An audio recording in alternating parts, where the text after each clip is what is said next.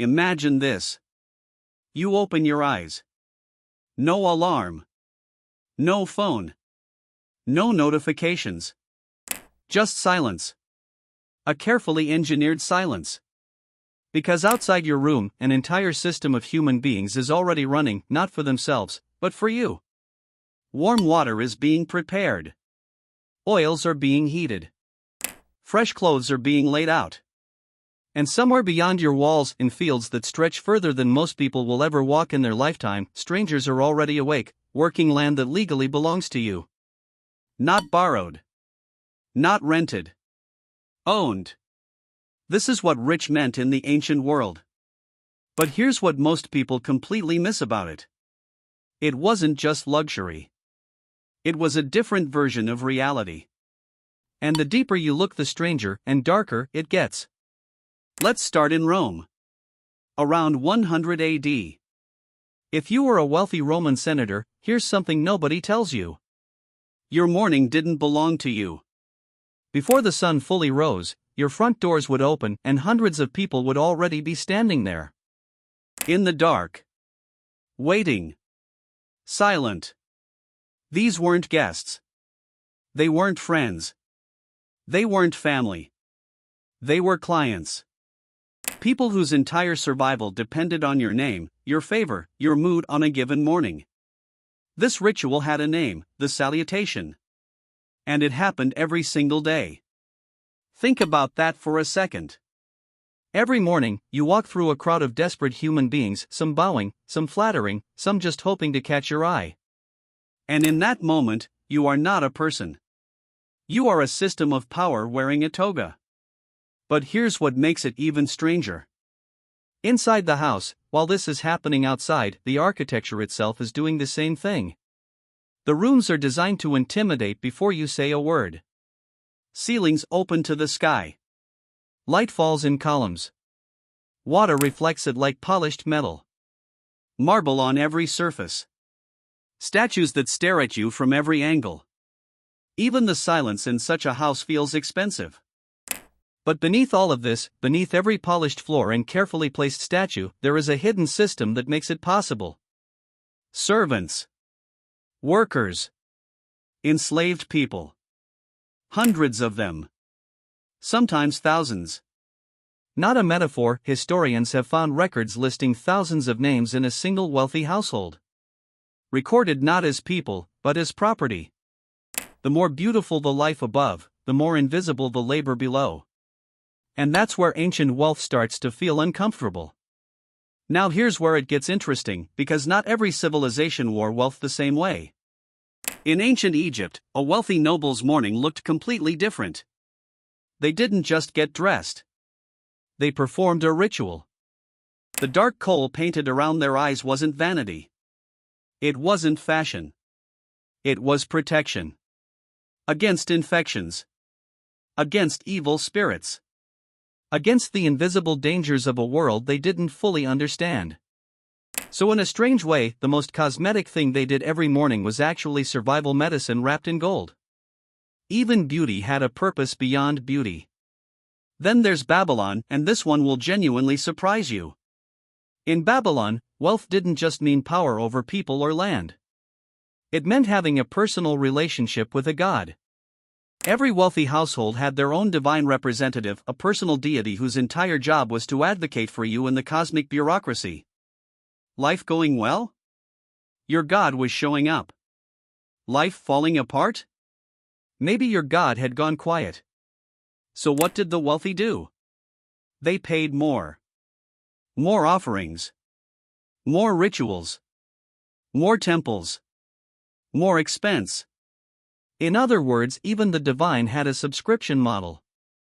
And here's the pattern underneath all of it. Across Rome, Egypt, Babylon, wealth was never just about what you owned. It was about what you controlled. People. Time. Attention. Belief. But there's one more layer, the one that ancient wealth never advertised. Because while the outside world sees power and luxury, the inside world of the wealthy was never as calm as it looked. There was pressure. Constant pressure. To maintain status. To perform importance. To never slip. Because in the ancient world, wealth could vanish with one war. One emperor's decision. One political betrayal. And that fear, the fear of losing everything, never really went away. So even the most powerful people on earth were not relaxed. They were managing a fragile illusion of permanence. Because once you look past the luxury, you start to see the real cost. Here's something strange about Roman dinner parties. You're imagining laughter, wine, philosophy, and yes, that existed. But the wine itself was a weapon. At the same table, the same dinner, the same night, different guests received different quality wine based on their social rank. Best wine for the most important guests. Ordinary wine for the rest. Same room. Same event. Completely different experience. And everyone noticed. They always noticed. Because in the ancient world, status was never hidden. It was engineered into every detail. Even entertainment followed the same logic. Roman elites didn't just attend gladiator games. They funded them. A wealthy man could buy political power simply by paying for the most spectacular public violence the city had ever seen. More blood meant more applause. More applause meant more influence. More influence meant more control. Even death became a currency. But here is the thing that most people don't talk about. One of the most celebrated philosophers of the Roman Empire, a man whose words are still quoted today, was born a slave. His name was Epictetus. He had no freedom. No rights. No choice in where he went or what he did. And yet his ideas about freedom, self-control, and the human mind are studied in universities across the world 2,000 years later. The people teaching elite children were often owned by those same children's fathers. Wisdom, transmitted through ownership. Think about the contradiction sitting inside that sentence. Now here's the question nobody asks about ancient wealth. What did wealth buy? What did the truly rich actually buy? Not food. Not clothes. Not houses. They bought time. Most people in the ancient world lived inside what you might call survival time. Work. Eat. Sleep. Repeat. There was no pause. There was no gap. There was no space to simply think. But the wealthy could do something almost unimaginable to everyone around them. They could stop. Walk in gardens for hours. Read philosophy with no deadline. Sit with friends and debate ideas until the sun went down and then keep going. The Greeks even had a word for this kind of existence. Skol. From which we get the modern word school. But originally, it meant nothing to do with education. It meant free time for pure existence. Not productivity. Not output. Not performance. Just being. And yet even this came with a cost. Because Seneca, one of the wealthiest men in all of Rome, wrote something that sounds almost impossible coming from him. That wealthy people were often the most anxious people he knew. Why? Because when you have everything, you also have everything to lose. Status could be taken overnight. Favor could disappear with one political shift. Your entire identity, everything you were, depended on staying rich. Wealth wasn't peace. It was maintenance. Constant, exhausting maintenance of image, influence, and control. And that brings us to something worth sitting with. Most people look at ancient wealth and think, I wish that were me. The servants. The marble. The power. The freedom. But here's what the historical record actually shows. The wealthiest people in the ancient world were not free. They were more trapped than almost anyone else.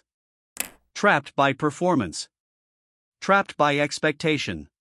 Trapped by the never-ending pressure to be seen as important, because the moment people stopped believing you were powerful, you weren't. The marble was real. The fear underneath it was more real. So here's the question I want to leave you with, and I genuinely want to know your answer in the comments. If you could live the life of the wealthiest Roman senator for 1 year, all the luxury, all the power, all the status, but you also had to accept the fear, the performance, and the moral weight of the system that paid for it? Drop your answer below. And if this made you see ancient history differently, share it with someone who thinks the past was simpler than it was. Because it wasn't. It was just differently complicated.